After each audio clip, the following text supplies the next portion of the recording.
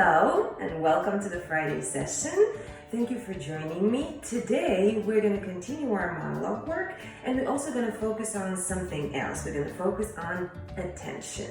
But first of all, let's do a recap of what we did for the past 3 weeks. So in my first session, which was a live stream, we learned to do a physical warm-up. So if you didn't do that today, if you didn't do the physical warm-up, please pause the video and do it now.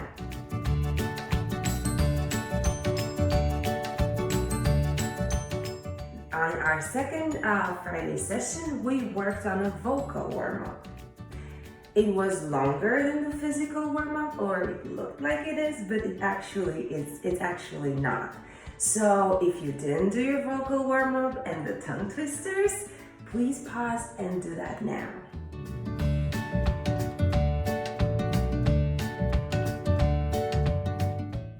On our third session, we started our work on the monologue, meaning we started working on actual text.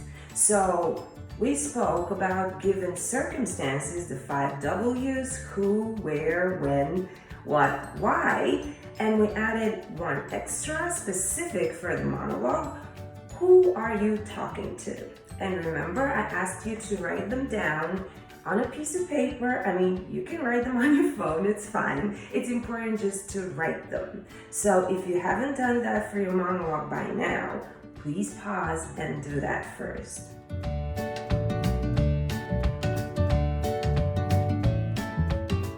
It's very important for our session today that you do your warm-up, that you already have your given circumstances done for your monologue, so we can move forward. Now we're going to start with a game.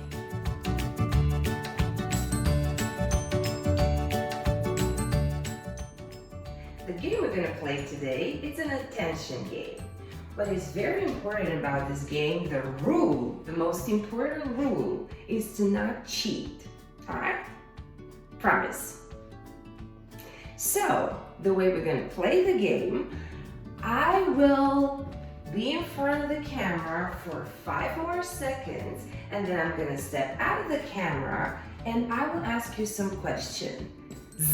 Please write down the answers, and then at the end, pause and check how many did you get right.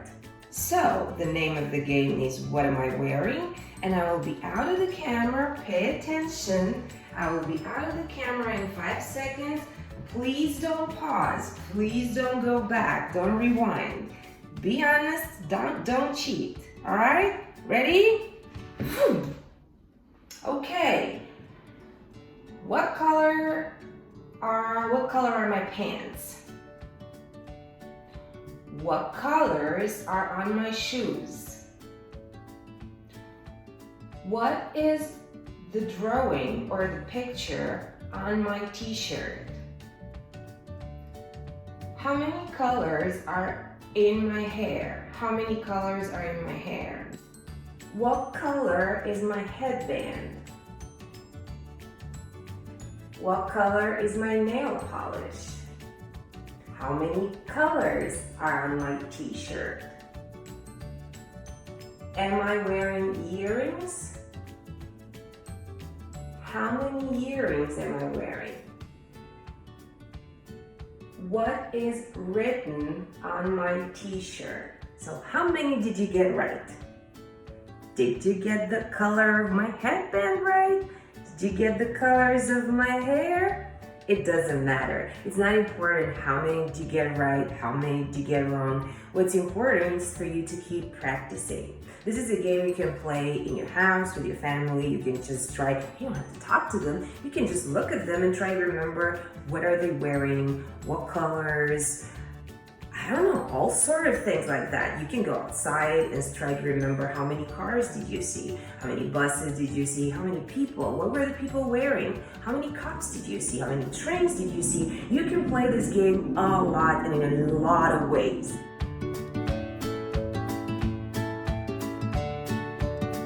Today, I will introduce you to another element of an acting class. As I said, and I will repeat it, an acting class starts with a physical warm-up, then a vocal warm-up, then a game, and immediately after the game, you do an exercise or more. Basically, an exercise is a form of practice that focuses only on one thing, one skill, most of the times one. Okay, so the first exercise we're gonna do today focuses on something we worked on last session, given circumstances.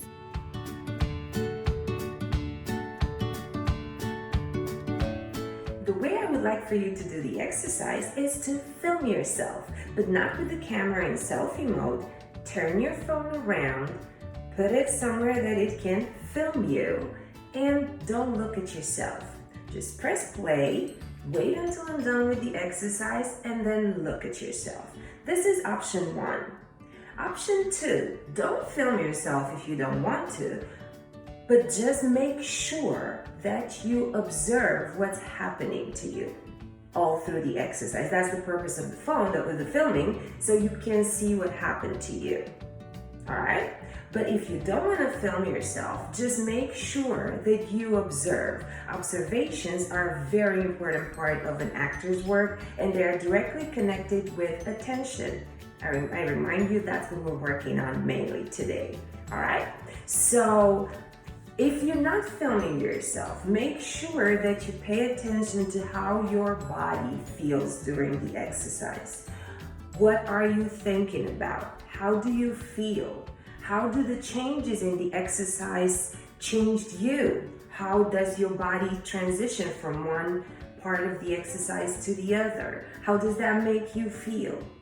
By making observations, I don't mean just, I know that happened. I mean writing them down. I know I insist on writing things down, but it's very important to remember. And you remember better and faster if you write them down. Trust me. We're going to start the exercise now. Please follow my instructions. Again, don't cheat because I can't see you, but it's important for you to do exactly what I tell you to do, to follow the instructions so you can get as close as possible to the essence of this exercise. So, for the beginning, just bring a chair or just stand in front of the camera. If you're not filming yourself, just pick up a place in your room and just stand or sit on a chair there. Please don't stop the video, just go with me until I stop it, okay? Just stand there or sit there.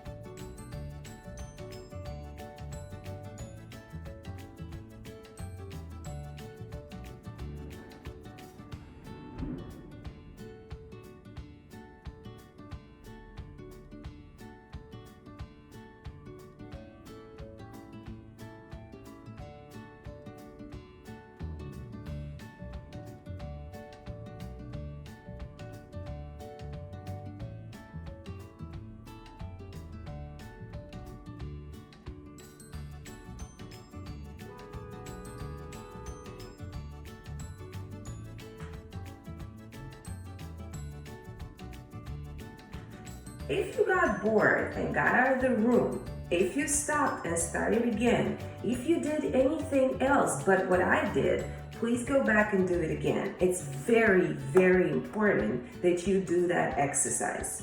So basically just go back and start this section of the program again.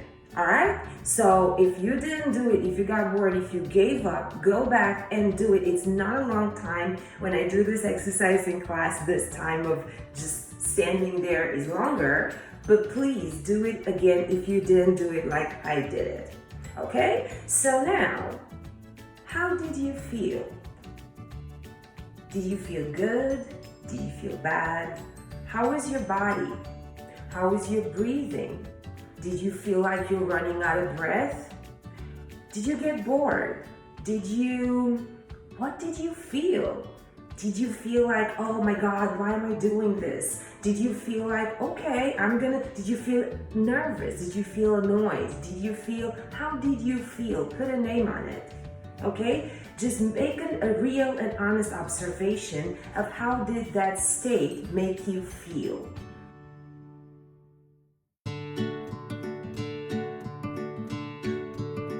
Okay, the second part of the exercise.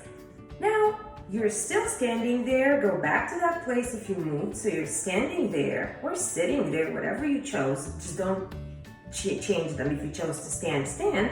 If you chose to sit, sit. So now you are standing there, but you are a female or a male, whatever you are. So choose your gender. You are your age and you are a student. Okay? So you are going to be just standing there, but now you know these three things about yourself. Your age, your gender, and your profession. Okay? Just stand there. Okay? What is the difference? Do you feel more comfortable in case you felt uncomfortable last time for the beginning of the exercise? Just stand there. How does that make you feel? What is the difference? From the first time when you didn't know anything because I haven't communicated you that, and now you know these three things. You know you have an age, you know you have a gender, and a profession.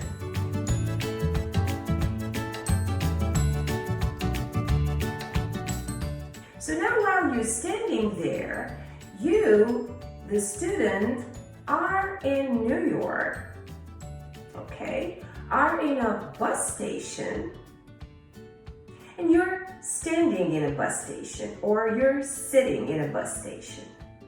Okay, so you're a student of your age and with your gender. You are in New York City. You are in a bus station, standing or sitting. Just a side question, what would be the room in a bus station situation? Think about it. I'm sure you know it. All right, so you're a student, your age, your gender, and you are in New York City in a bus station, standing or sitting. How does that feel? Do you feel a difference? Do you feel more comfortable? Does it make more sense what you're doing? Think about it, all right? Observe if your body feels differently, if your mind is more relaxed, if you feel less uncomfortable, or if you just started feeling uncomfortable. All the changes are important. All right, so again, you are a student, your age, your gender, you're in New York City, you are in a bus station standing.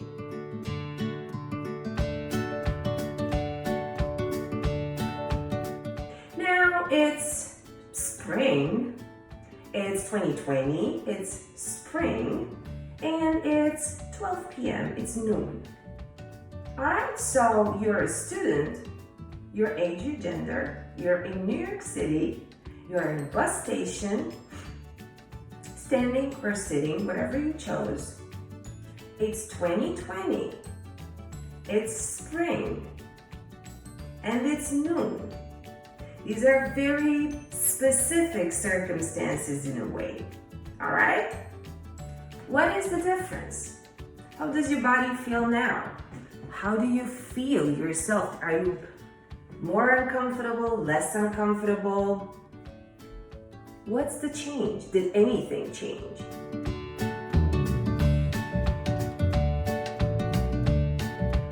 And now, you're a student. Okay, same age, same gender as we mentioned, as I mentioned before. You're in New York City in a bus station, standing or sitting. It's 2020 spring, noon. And you are looking for the bus. Okay? You're looking for the bus. New York City. Again, let's start with the beginning. You're a student, your age, your gender in New York City in a bus station, standing or sitting. If you're looking for the bus, maybe you're not sitting anymore, unless you take your chair with you. I'm just kidding. And you are looking for the bus. What did that what change? What did the activity change? How did they make you act? How did they make you feel? Do you feel more relaxed now that you can move a little bit? I didn't say you can't move before, but I presume you didn't. What did the activity give you? Did it give you more freedom of existing in this space? Did it give you a sense of being in this space? What changed? How do you feel? Don't forget of how do you feel? Do you feel more comfortable now? What changed?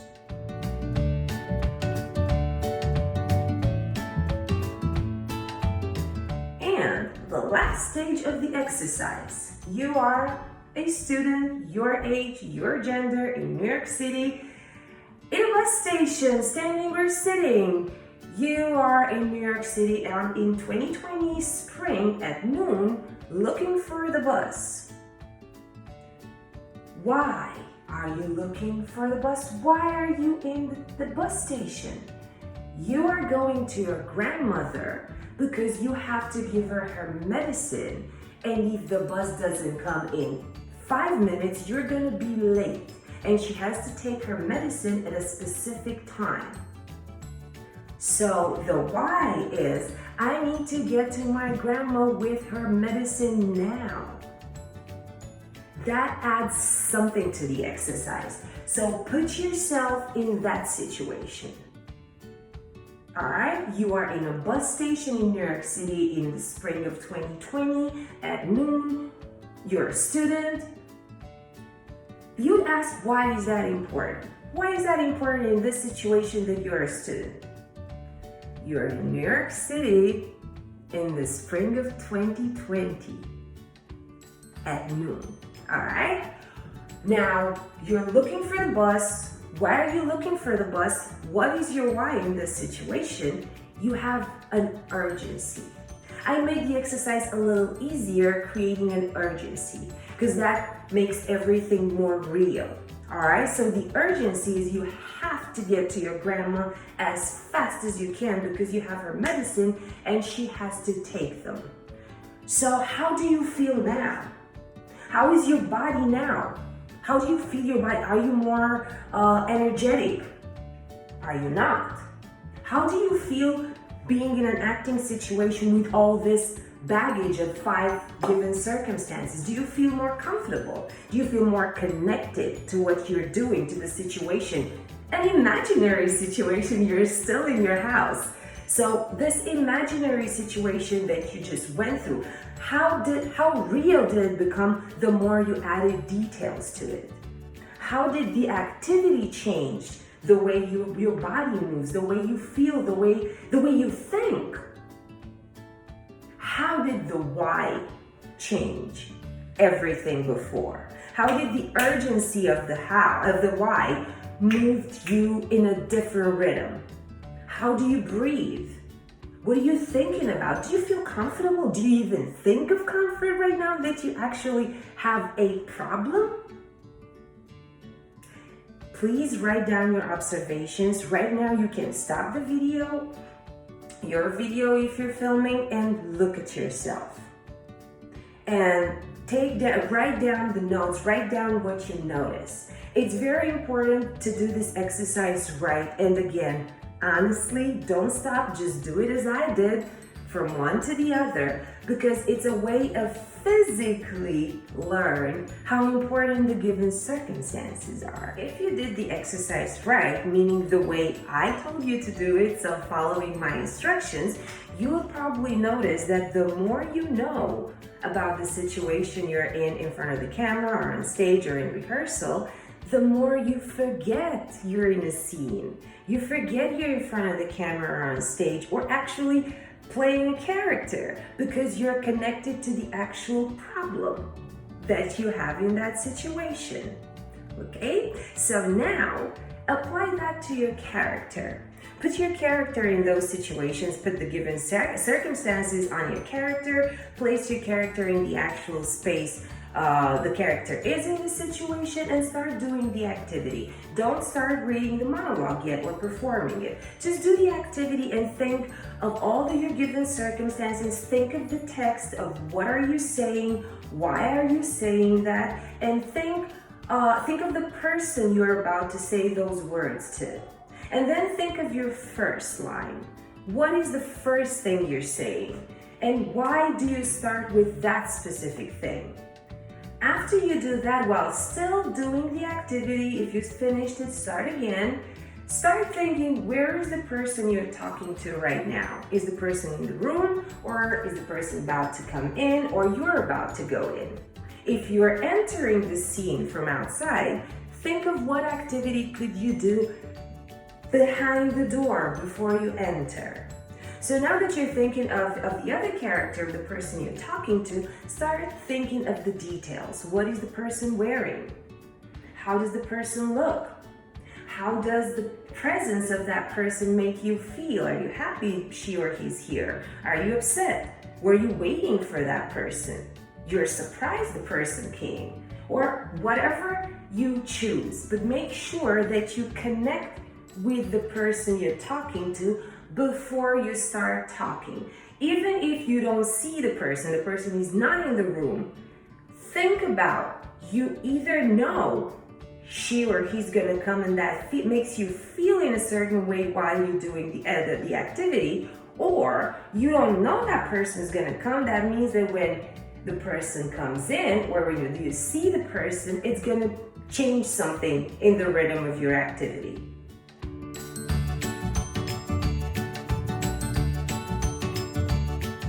The next thing we're going to talk about in this monologue session is the objective. What is the objective? Basically, it's one question. What do you want? What does your character want? You probably know that in life we all want something. If we don't, we just don't move. Correct?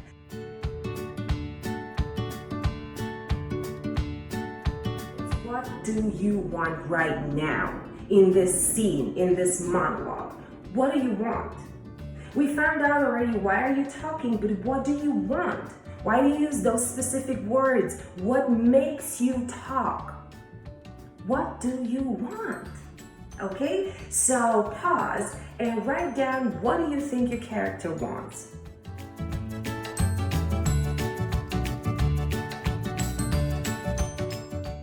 Now that we established what is the objective of your character, what does your character want, the next step is how will your character get what he or she wants?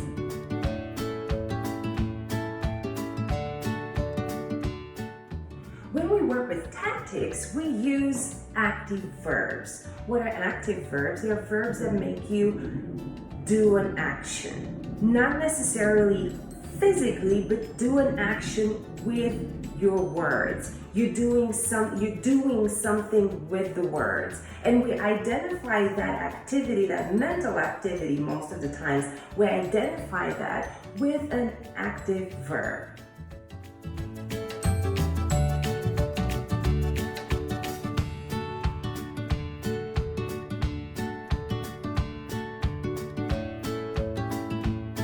Now, please do this exercise. Cut your monologue in 3 parts: beginning, middle, and an end. You're going to see an example of a monologue, an example of a cut. So cut your monologue in 3 parts.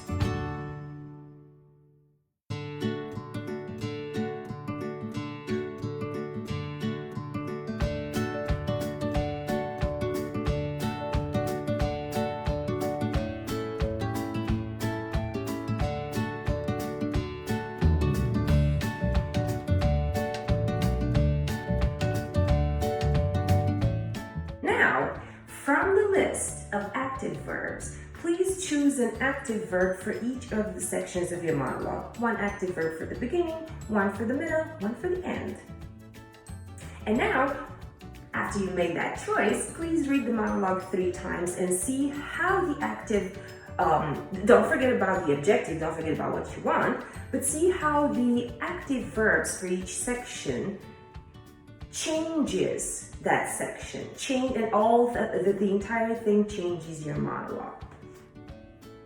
Okay, and now, change those active verbs. Choose different active verbs. If you can find opposite active verbs for each section, choose them opposite so you play even more. And then read the monologue that way 3 or 4 times. After you did that, please choose one active verb for each sentence of your monologue. Again, choose one active verb for each section of your monologue. And then read it 3 or 4 times and start memorizing.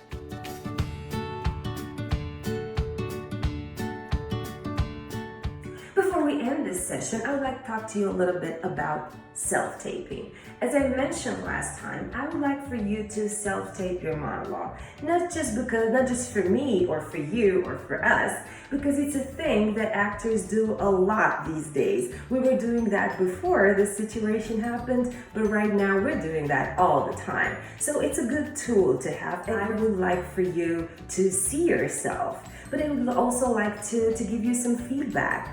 Feedback is very important for acting, and especially for beginner actors, it's as important as an acting class. You need to see if your work is as good as you think it is, which probably is. But you also, a professional feedback is not just about good or bad. We never talk about good or bad. We talk about specific things we worked on. So if you send me your monologues, I'm not gonna say I like or I don't like your monologue. I'm gonna say, I do understand your given circumstances or not. What is your objective? Did you follow your objective? I like your tactics, but maybe you could try this and that. This is the type of feedback I'm talking about.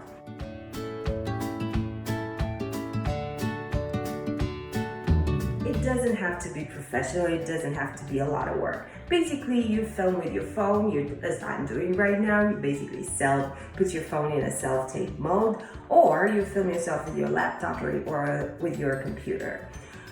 One thing that I would like to mention, it's important for you to learn, when you do acting, self-tape acting, and you play a character, you don't look directly in the camera. Where do you look? You look a little bit to your left corner of your phone or your computer, or right corner of your phone or your computer, or you look a little bit above that red light that is blipping. So you look left or right or a little higher when you're talking. Don't forget to do your activity and time that activity. That is, you can stop the activity. You can just start with it. You don't have to do it through the monologue. Do it, as practice at home, but not through the entire monologue. And that's about it.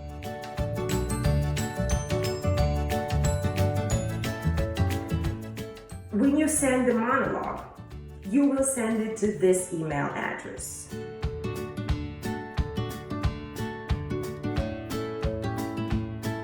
When you send it, please let us know if you want if you sent your monologue just for feedback, or you want to be part of our presentation, monologue presentation. I called it a collage, but it's going to be like a presentation of filmed monologues.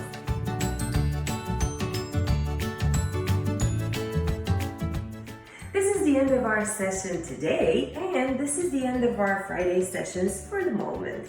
Thank you so much for being with me every Friday, for doing the exercises and everything. Please stay tuned for the next artist JCAL is going to feature starting next week. Please support them, watch what they're doing, and be there for us. Thank you, JCAL, for everything. Thank you again to all of you. Please stay safe, stay happy, and think positive. Have a good weekend.